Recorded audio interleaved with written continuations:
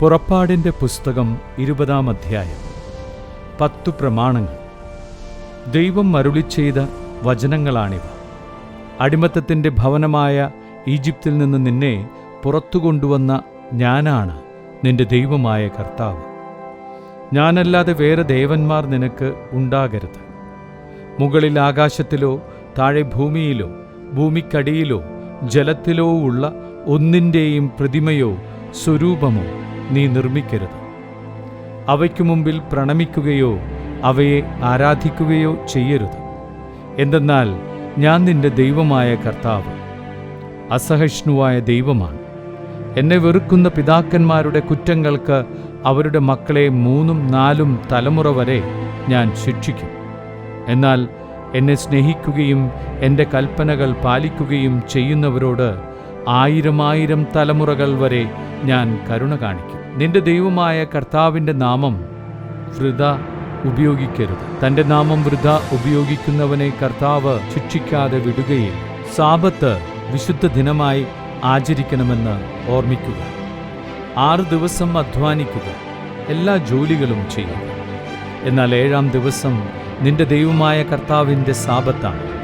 അന്ന് നീയോ നിന്റെ മോനോ മകളോ ദാസനോ ദാസിയോ നിന്റെ മൃഗങ്ങളോ നിന്നോടൊത്ത് വസിക്കുന്ന പരദേശിയോ ഒരു വേലയും ചെയ്യരുത്.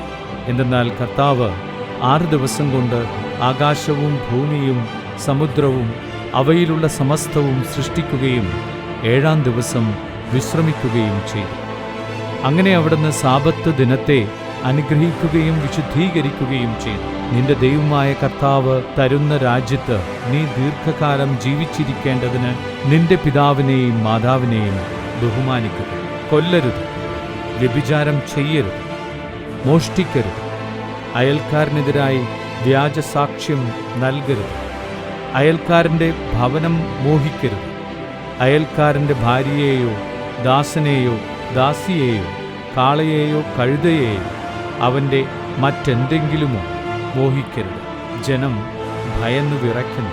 ഇടിമുഴക്കവും കാഹളധ്വനിയും കേൾക്കുകയും മിന്നൽ പിണരുകളും മലയിൽ നിന്നുയർന്ന പുകയും കാണുകയും ചെയ്തപ്പോൾ ജനമെല്ലാം ഭയന്നു വിറച്ച് അകലെ മാറി നിന്നു. അവർ മോശയോട് പറഞ്ഞു, നീ തന്നെ ഞങ്ങളോട് സംസാരിച്ചാൽ മതി, ഞങ്ങൾ കേട്ടുകൊള്ളാം. ദൈവം തങ്ങളോട് സംസാരിക്കാതിരിക്കട്ടെ. അവിടുന്ന് സംസാരിച്ചാൽ ഞങ്ങൾ മരിച്ചുപോകും. അപ്പോൾ മോശ ജനത്തോട് പറഞ്ഞു, ഭയപ്പെടേണ്ട. നിങ്ങളെ പരീക്ഷിക്കുന്നതിനും പാപം ചെയ്യാതിരിക്കാൻ വേണ്ടി നിങ്ങളിൽ ദൈവഭയം ഉളവാക്കുന്നതിനുമായിട്ടാണ് ദൈവം വന്നിരിക്കുന്നത്. ജനം അകലെ മാറി നിന്നു. ദൈവം സന്നിഹിതനായിരുന്ന കനത്ത മേഘത്തെ മോശ സമീപിച്ചു. കർത്താവ് മോശയോട് പറഞ്ഞു, ഇസ്രായേൽക്കാരോട് പറയുക, ഞാൻ ആകാശത്തുനിന്ന് നിങ്ങളോട് സംസാരിച്ചത് നിങ്ങൾ തന്നെ കണ്ടല്ലോ. നിങ്ങൾ വെള്ളികൊണ്ട് എനിക്കൊപ്പം ദേവന്മാരെ നിർമ്മിക്കരുത്, സ്വർണം കൊണ്ടും ദേവന്മാരെ ഉണ്ടാക്കരുത്. നിങ്ങൾ എനിക്ക് മണ്ണുകൊണ്ട് ഒരു ബലിപീഠം ഉണ്ടാക്കണം.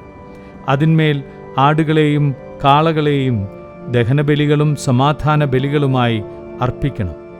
എൻ്റെ നാമം അനുസ്മരിക്കാൻ ഞാൻ ഇടവരുത്തുന്നിടത്തോളം ഞാൻ നിങ്ങളുടെ അടുക്കലേക്ക് വന്ന് നിങ്ങളെ അനുഗ്രഹിക്കും. കല്ലുകൊണ്ടുള്ള ബലിപീഠമാണ് എനിക്കായി ഉണ്ടാക്കുന്നതെങ്കിൽ കൊത്തിയ കല്ലുകൊണ്ട് അത് പണിയരുത്. കാരണം പണിയായുധം സ്പർശിച്ചാൽ അത് അശുദ്ധമാകും. എൻ്റെ ബലിപീഠത്തിന്മേൽ നിന്റെ നഗ്നത കാണപ്പെടാതിരിക്കാൻ വേണ്ടി നീ അതിന്മേൽ ചവിട്ടുപടികളിലൂടെ കയറരുത്.